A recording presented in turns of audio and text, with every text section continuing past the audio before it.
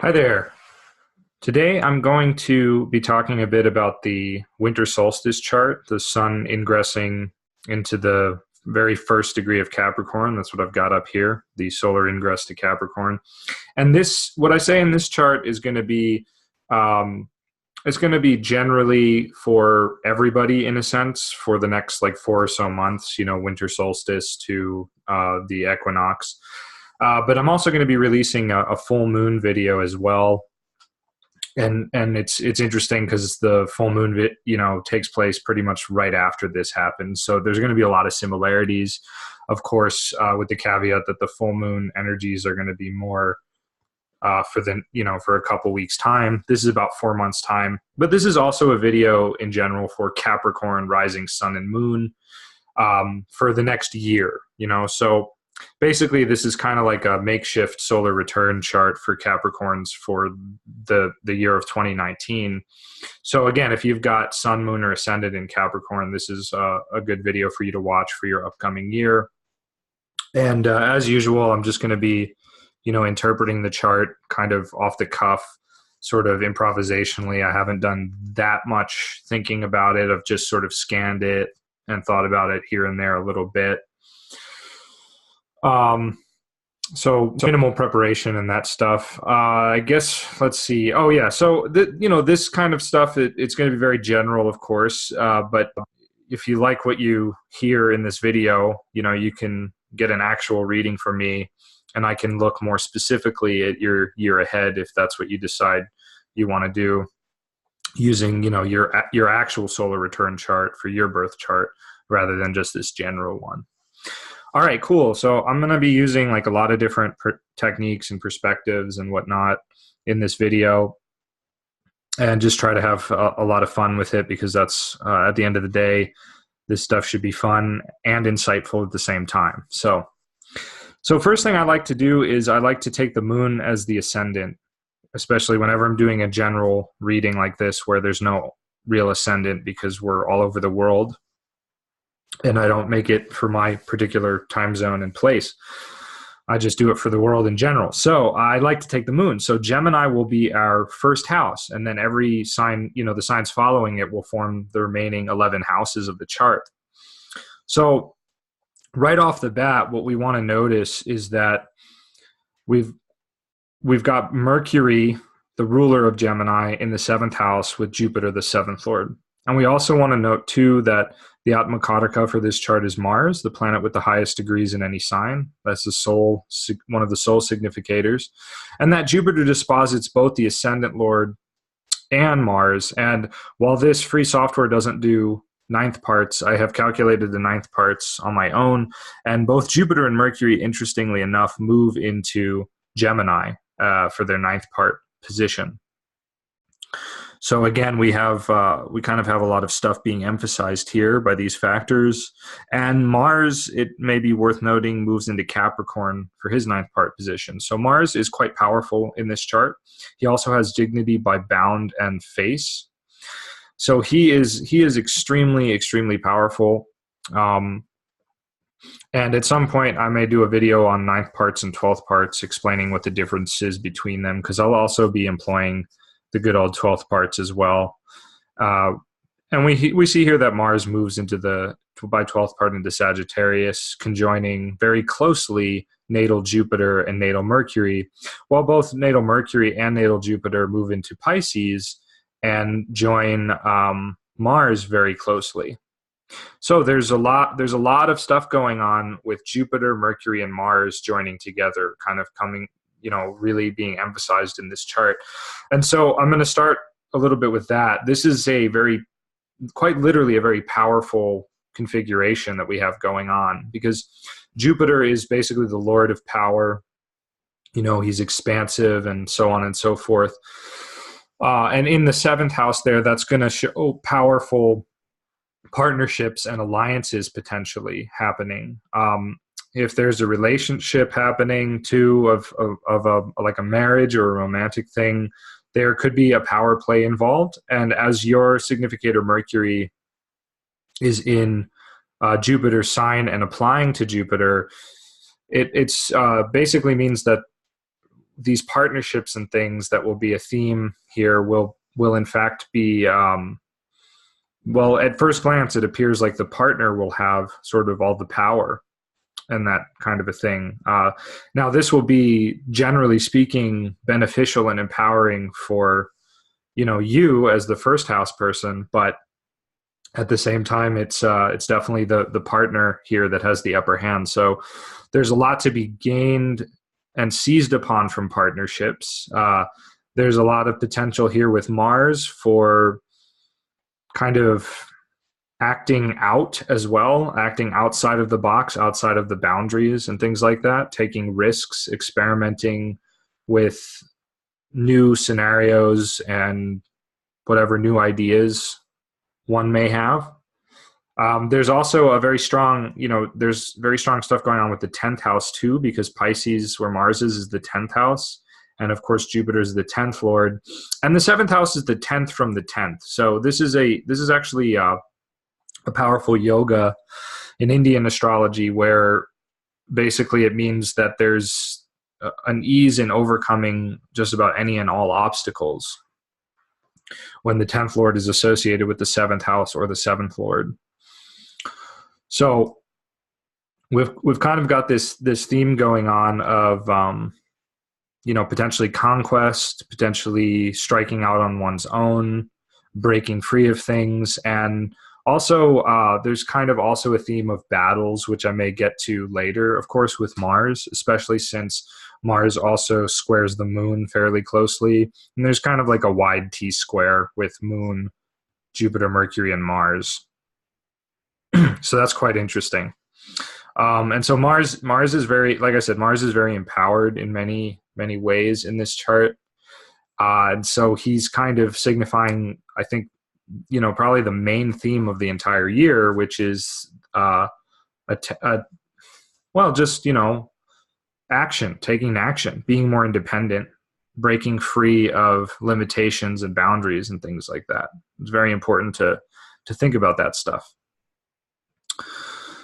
And we also have the prenatal syzygy here, which is basically the new moon before this chart.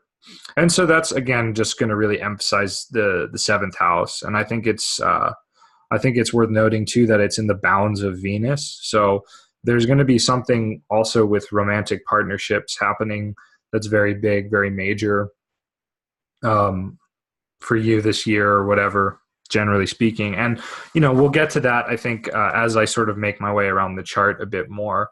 And I don't know. Yeah, I might employ some other techniques and stuff that I haven't employed in previous videos. I'm not sure yet. There's only so long I can make this video, only so much I can really say without sitting here for like 2-3 hours. So yeah, with that, let's get to it. So we'll start again with we'll actually go back to the first house a bit. And just note that, Jupiter, Mercury, and Mars are all making really strong aspects to this house. So their themes are going to be very important. As I already pointed out a few things about that, I'll point out a few more. Mars rules the 11th house and the 6th house. So we do have this theme of friends and enemies also making an impact on you this year. Potentially having like a sort of upsetting or dislodging effect, making, kind of being a potential cause of change and strife possibly as well. But of course, it's always, generally speaking, in the long run, good for energies to be shaken up and dislodged. So it's nothing to, like I say in all my videos, is nothing to worry about. It's just something to be aware of and keep an eye on so that you can act more consciously when it happens instead of react. So yeah, there's this friends and enemies thing going on. There's like kind of a push for hopes and wishes and gains, perhaps almost too much of a push, because what we're going to find is Saturn by 9th part is in Aries, which is going to symbolize that there may be a lot of impatience on your part this year. There may be a sort of a dour effect on your hopes and dreams, and you may find it hard to listen to the good advice of those who love you and support you during this year. So there may be some obstacle surrounding that for you to understand and overcome. As with Saturn, it's always going to be an internal thing primarily, whereas Jupiter is more external, of course. But with Saturn, we always get kind of an internal, focalization, a cutting away of the things that are unimportant, and so on. And so if you're feeling very impatient with your hopes and wishes and whatnot, and with your friends this year, try to keep this in mind that, there may be aspects of your hopes that are not really important or realistic, or, you're just trying too heavily to flee from that realization. And so you might be trying to escape into the banality of certain hopes and wishes. So that's something to keep in mind and consider. The influence of Jupiter and Mercury upon the ascendant is, generally just a positive influence for manifesting any and all affairs, for learning about things. There's going to be, of course, themes concerning your personal and home life and your partnerships and professional life, like I've already talked about. So there's quite a lot of stuff going on. You may meet a lot of new people. You may come into new areas that you hadn't seen before, and so on. So that's all going to be a big thing. And I had mentioned that, it might seem like at first glance the partners are going to dominate, especially because Jupiter and Mercury also move into Pisces by 12th part. So there's this heavy Jupiter 7th Lord emphasis happening where the, partnerships seem to be dominating you, and whatnot. But what's interesting, though, is that, like I mentioned, Mercury and Jupiter by Navamsha move into Mercury's sign of Gemini, where Mercury has the upper hand, so to speak. And so therefore, as the Navamsha deals more with the internal dimension of things, it may be actually that you have a lot more to gain on those internal levels than the partner does. Your partner is, in fact, going to be, whether it's business partner, marriage partner, whatever, they are, in fact, perhaps without totally realizing it, they may be strengthening you more than they intended to or realized. Not that they were trying to do something else, but the point is that there's a lot of like inner growth that can naturally happen in this scenario. So I recommend considering that, and not necessarily surrendering, or sorry, not necessarily fighting against that, is what I wanted to say. That's a useful thing to consider. Let's see. Okay, so moving on to the second house of finances and family affairs. There could be kind of some instability here because of the North Node Rahu, some breaks and changes and things. And we see that replicated by Mars's aspect to the moon, Lord of the Second.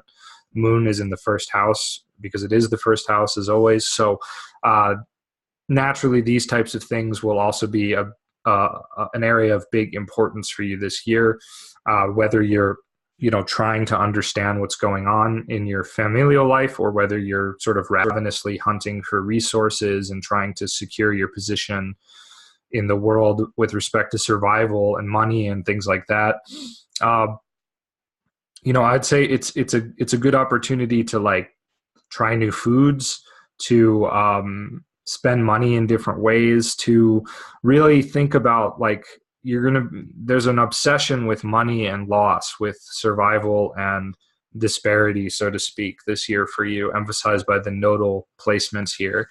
So that's something to really look into and see if you can really penetrate into the depths of your own mind and understand, why is this such a big deal for you this year? Why is this such a big theme?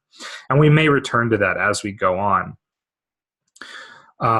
But generally speaking, we find sort of a mixture of stability and instability with regard to finances and your family. So it's not really one way or the other. And of course, with the North Node there may be a desire to really try to control things, to sort of manipulate things, and whatnot, an inability to, really control things or whatever. You may feel that area of your life is totally out of control.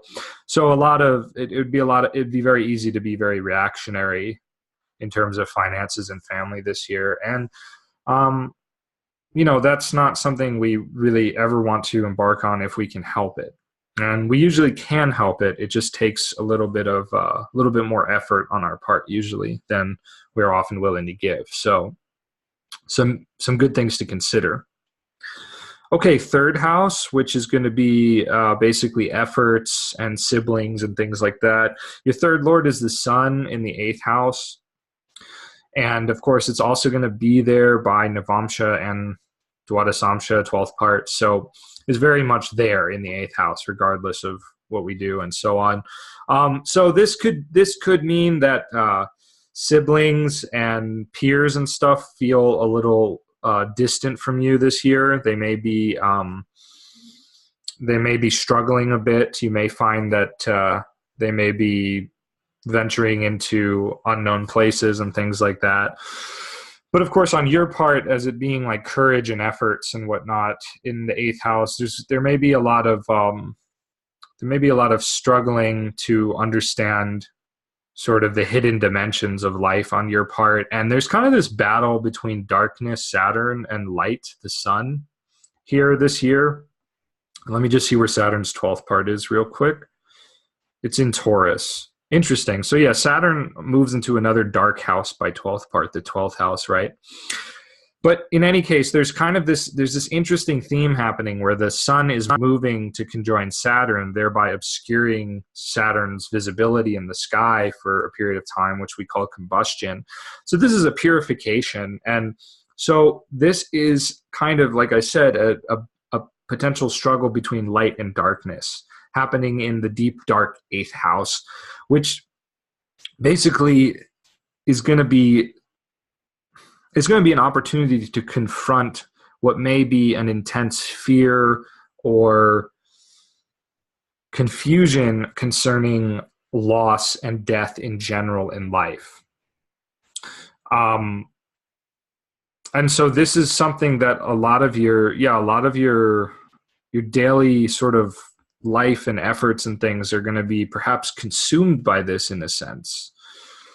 And with the south node there in that same house, and we also have Pluto there too, if we take a look at with the transit turning it. So we have like a very packed eighth house. And of course, the sun is always very important in these ingress charts and whatnot. So that the eighth house is really emphasized. And as we all know, the eighth house is really very cathartic, transformational experiences. Oftentimes there's a lot of pain and resistance associated with the eighth house. Like it's tends to be stuff we like really hold on to. And so it by extension can refer as well to our colon, which is a very important organ. And basically what happens when a lot of times when people have intense emotional problems, they have trouble with their digestion and with the ability to either retain the stuff that's happening in their colon long enough to excrete it properly, or they lose it too fast, and there can be a lot of gas too. In the colon is the seat of the sort of gaseous humor in Ayurveda called Vata. And so what happens is that sometimes when we're disconnected from things, when we're nervous, when we have anxiety, stuff builds up in the colon. So I don't want you to worry about the colon. I don't want you to like freak out about your physical body or anything. I'm not saying that. I'm just saying that like if you have a history of that, right, and you are experiencing some of that now while you watch this video, then that stuff is in a sense going to be potentially intensified this year. But it also gives you the opportunity, right, to read that book that just popped up oddly. No, I'm just kidding. No, it gives you the opportunity to really contemplate what you're afraid of. And Saturn, again, is all about getting back to our roots, getting back to our skeletal structure, right, the foundations, while the sun is the energy that animates us. So it's a question of the sun is going to purify Saturn. And Saturn, of course, is going to resist the sun because that's what he naturally does. And he's in his own sign where he can resist the sun. So basically this is really a question of what do you really want to do with your life, and why aren't you doing it? It's a lot of stuff like that. What do you want to do with your life, and why aren't you doing it? What's holding you back? What are your fears around this, and so on? Go into the unknown, confront that dark side, that secret corridor that you've been running from, and so on. That's the eighth house stuff. So some interesting things happening there, of course. We come to the fourth house of the home and the private life, and so on. This is Mercury ruled. Mercury sits with Jupiter, and of course there is somewhat of a martial influence, but not that heavy. It's more the other way around. So, I mean, generally speaking, this could be living with others this year. It could be kind of going to new and unknown places, which could be really interesting. Could be very good fortune and power coming from property, and probably a good year to like rent places or do house exchanges or things like that, apartment swapping and so on. So some kind of nice stuff happening there. It does get an aspect. There is this aspect from Mars as well. But generally speaking, I don't see it as something to be like overly concerned about. It's just, again, showing a lot of movement and things happening in your private life and so on, in your home life and so on. Sorry. And what's interesting here too is, I think, if I'm not mistaken, that Mars is aspecting its own bounds, which is kind of a mitigating factor as well. So there's a lot of potential to do some good work in your home, on your property, with your properties, whatever. There's also it would be a good time for clearing things out, like cleaning, spring cleaning, so to speak, but just any time this year, kind of a thing. All right, so then we have the fifth house of like risks and self-confidence and stuff. And we do find that Venus is in the sixth house, the Lord. Venus is also ruling the 12th house. So there's kind of maybe a bit of a lack of confidence this year, a lack of confidence factor, maybe struggling over romantic stuff, or just not feeling lost and receding into like sort of pleasures and things like that. Venus by ninth part is also in Scorpio, so she's what's called Vargotama, which is actually kind of an empowering condition.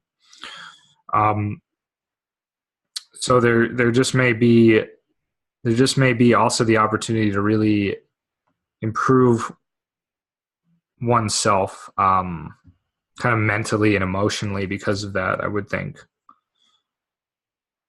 Venus also moves to Aries by 12th part. So yeah, another martial sign, kind of a Mars thing going on. By 12th part, she ends up being with Saturn. I don't know how close they are. Oh no, I'm sorry. She ends up being with Saturn by Navamsha, not by 12th part. So forget that. Never mind. We're not going to get into that. But in any case, Venus has this very martial influence. So there could be a lot of frustration and even anger over sexuality and relationship stuff this year for you. Moving on though, real quick, we also find the sixth Lord Mars, right? Sixth house stuff pertaining to the midheaven, or rather the 10th house. So again, like a lot of hard work and things like that.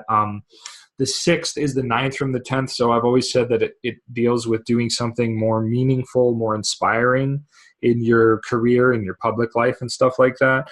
But again, what we're really seeing emphasized, especially since Venus is also the exalted Lord of the 10th, and we have the sun in Capricorn with Saturn, and Mars moves there by ninth part, right? So we have like sixth house, eighth house, and Mars Saturn themes going on here. What we're kind of seeing is, again, a struggle to like be who you are, a test of like your will, and an opportunity to like break away from anything that you're just not really satisfied with about yourself in life. This is really a year where don't get me wrong, there's a lot of sort of stability and good fortune, so to speak, here. There's a lot of good opportunities with all this Jupiter stuff going on. But there's also sort of a breaking free of stuff, kind of a crisis of selfhood. And I also see the potential to really question your belief systems and your religious ideas too, because not only do we have Jupiter heavily emphasized, the planet of philosophy and religion, wisdom, with Mercury, the planet of studying that stuff, but we also have, again, these sort of hidden Mars connections with the 12th parts and so on. And we see that Saturn, the lord of the ninth house, is in the eighth, right? And when that happens, it can easily mean a sort of shirking of duties or a feeling of great dissatisfaction with what one believes and thinks. The third lord here as well also emphasizes that, as the third also has to do with that. So we are really seeing this challenging of the status quo happening. We even have the moon in the bounds and face of Mars, which I neglected to mention earlier, right? So that's, wow, again, really some powerful martial themes of kind of breaking out on one's own, doing things outside of the status quo, even if it means like some sort of rejection or negative kind of judgment from other people. Okay. Something I forgot to do is look at the elements. We have a decent balance of elements here. We have 2 earth, 2 fire, 2 water, and then 1 air. So we have the least amount of air, but overall we have a balance of elements. So you'll kind of be encountering themes in all aspects of life this year as well. And we have perhaps the most planets in angles, right? So 4 planets, yeah. So that's going to be a lot of activity. They're in mutable signs, which is also emphasized. So not only do we have a lot of action, a lot of work happening, a lot of change happening potentially, but we also have in the mutable signs a lot of sort of coming and going of things, a lot of oscillating back and forth, perhaps some indecisiveness, but also just generally acting toward in a way that precipitates learning and transformation and whatnot. And Mercury with Jupiter is, probably a lot of studying, a lot of learning new things. And, well, at least it's a good opportunity for it. And as the moon applies to Mars, again, I want to emphasize too that there are going to be some marked sort of things you have to make, perhaps intense decisions concerning. So I think that's just good to keep in mind. Again, it's really nothing to worry about, but it is good to keep that in mind. That there's going to be like a definite point probably in the year where you have to like make a decision about what you really want to do or whatever regarding these circumstances. And again, Mars is also ruling, not only is he in the 10th house of public life and career, but he's ruling the 11th of friends and hopes, and he's ruling the 6th of enemies and sort of obstacles and challenges and things like that. This could also be pets too. There could be some emotional stuff happening over an animal, especially if that animal is sick in any way or something like that. I'm not sure, really. The animal could also just be, this could be good fortune with animals too, because Venus, the 5th lord, is here in the 6th. So that's another possibility. Okay, we've already kind of talked about the 7th, the 8th, and we briefly mentioned the 9th. I don't really have too much more to say about that.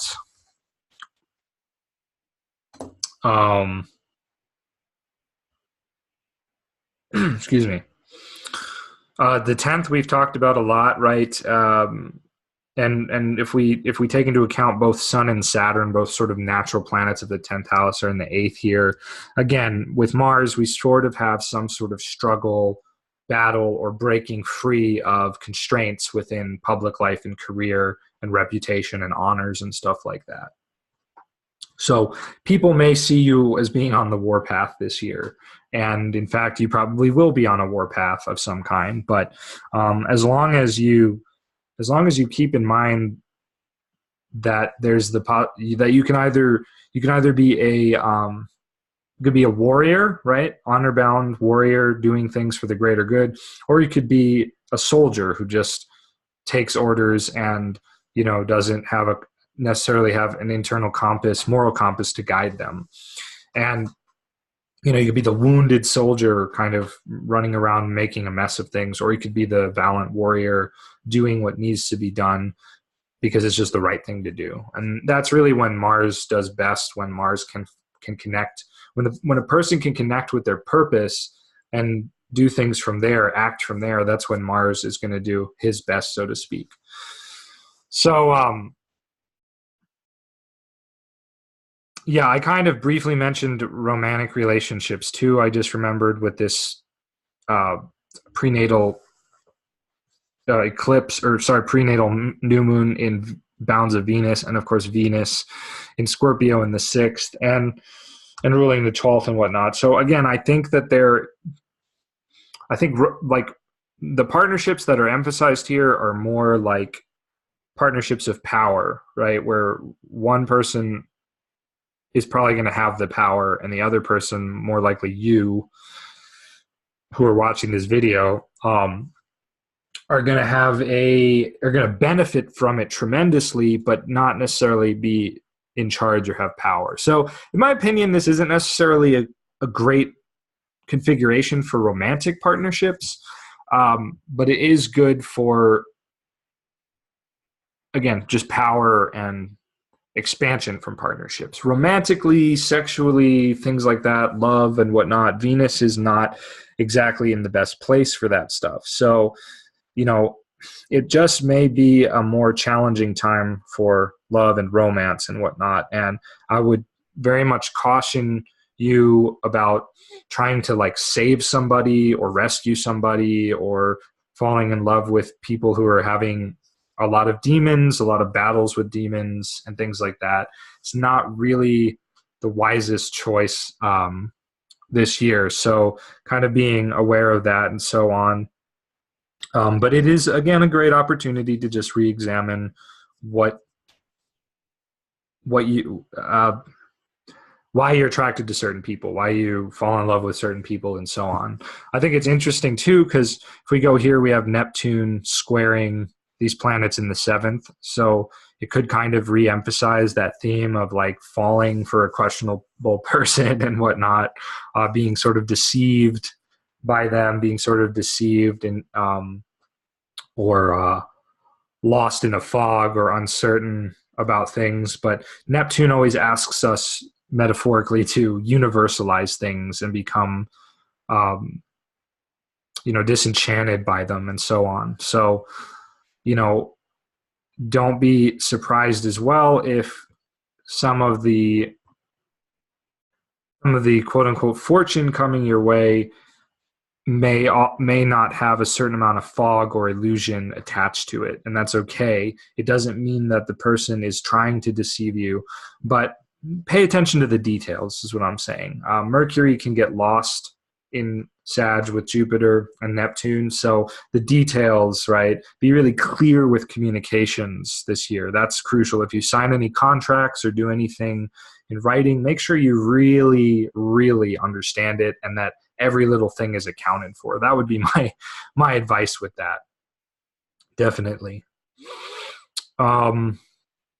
Interestingly enough, I just noticed this, but Pluto, good old Pluto, and let me also, what's your Uranus doing?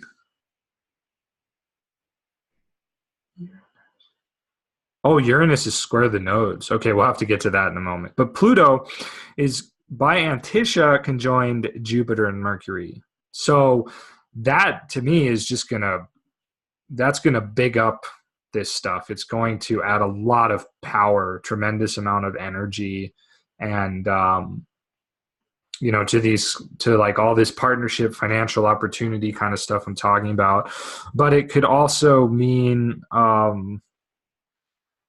that it's not really meant to last, so to speak. And of course, it can mean that there's going to be a great crisis, transformational kind of theme, again, regarding what you think you know about the world and life, what you believe, what you've been brought up to believe, where you think the place you think you place you think you um, kind of dwell within society, where the position you think you occupy, all these things, uh, your beliefs about what's true, what's right, what's good, what's bad, morality, and so on, these are potentially very much going to be challenged in a big way. So I think that's really cool personally. I love those moments where I'm just like, holy shit, everything I believed about this has just been completely wrong for 20 years. Wow. I like that because then I get a chance to see the truth. But that's just me. Not everybody's like that, and that's okay, whatever. Okay. Yeah, we've kind of already talked about the 11th of friends and hopes and wishes and stuff. One more thing I will say is that friends could be a major factor in helping you to like move through whatever it is in your career and public life that needs to happen. That also might be a thing where you start to act too out of some hope and ideology rather than just out of like sheer responsibility or like sort of social duty, which would be the ninth. So I think that's kind of cool. You may find that the harder you work in a direction that's authentic, the more you just naturally gain as a result of it. Don't be afraid of that, right? With Saturn by Navamsha in Aries, don't be, do your best to not be afraid of that is what I'm saying. Okay, and then finally the 12th house, which we sort of talked about a little bit. Not a whole lot necessarily going on here, in my opinion. We sort of talked about Venus and stuff a little bit, but I might just add that there could be a little bit of a little bit of trepidation or something surrounding, again, like the money stuff, as we talked about, like hard work and monetary stuff, a little bit of feeling like lost in a fog and things like that. That could be sort of getting in your way. You might be expending a lot of energy on that and so on. But, negatively too, it can also mean that you have like either enemies in your life or people that are kind of like sick and in desperation that are sort of draining a lot of your energies that you're expending a lot on. It could also be stuff with like a romantic relationship or a sexual union or a marriage or something like that, or a divorce even too, that could be draining a lot of your money and your resources and your energies this year as well. So that's just a factor. It's just something that's there. And so the best thing to do, of course, is to just, again, meditate on, why this is happening and what you can do to either speed it along or make sure that it just happens in a better, more harmonious way and whatnot. And, for that, for stuff like this, you got to just get an actual reading with me. I can't really get more than general in these videos, like I've talked about before. Cool. So that kind of does it, like, is there some grand ultimate spiritual message for you this year? I don't know. I mean, book a reading with me and we'll see. I think that, the eighth house stuff, if you go back and listen to what I said about that, this sense of what am I really here to do? And like, what are the things I need to do to have a foundation to do that? That might be like the ultimate spiritual lesson, so to speak, letting go of the fear of loss, the worry about what other people have and what you feel you don't have. Really dealing with that would be sort of the grand spiritual lesson this year for the general Capricorn person. Finally, I guess I'll conclude by again pointing out that Uranus is square the nodes.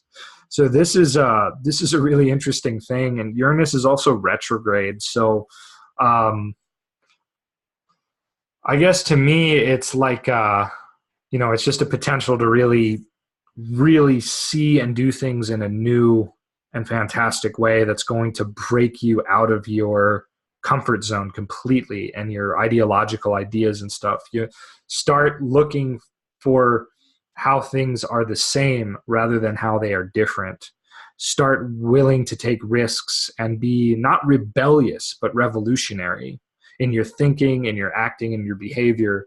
And you will sort of see a different side to this Uranus that a lot of people often don't see because they get caught up in the sudden sort of disruptions it brings into their lives. But I think what's really happening, what this tells me, what's really happening with this concern over finances and sort of the plight of existence that the nodes are emphasizing is that Uranus is basically saying, Uranus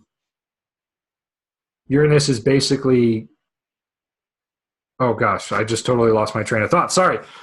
One moment. Uranus is basically here to unclog that part of your psyche.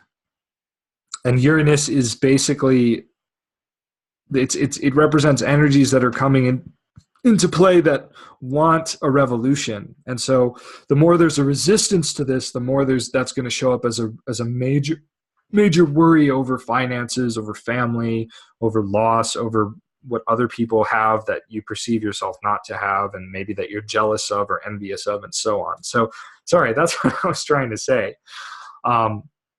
And that's kind of it, I think that does it for this video, guys. It's been a little longer than I hoped it would be, but I hope it's been helpful. And, have a great 4 months of solstice. Have a great rest of your year if you're a Capricorn type. Please hit like, subscribe, share this video far and wide, and check out my website for individualized readings and more. Have a great day.